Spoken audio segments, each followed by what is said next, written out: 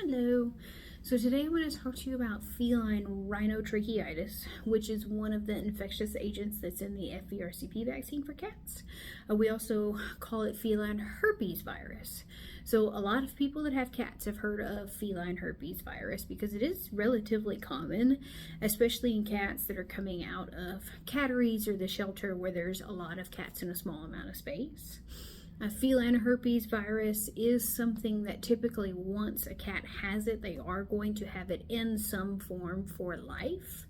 When the virus is active, they usually have respiratory signs.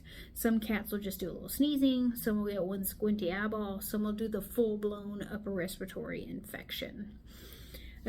Feline herpes virus tends to flare up in times of stress. So if you have a cat that's known to have herpes, maybe when you move, or if you have a really severe storm that, rattles the walls, or you get a new cat or a new dog, or people come to visit for the holidays, you may see them have an outbreak of this virus.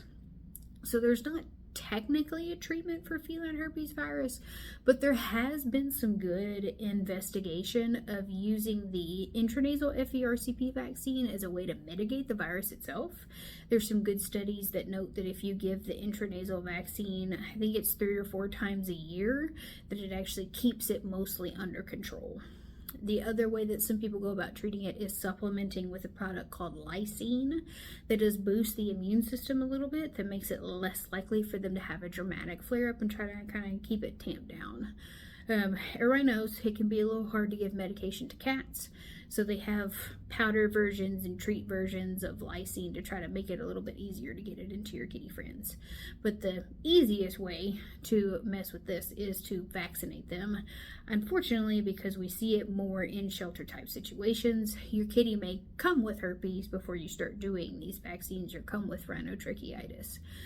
In that case, it's definitely worth it to ask your vet about the intranasal vaccine. Not many vets carry it, but I personally have seen some pretty good success with kiddos that have dramatic herpes with treating them that way.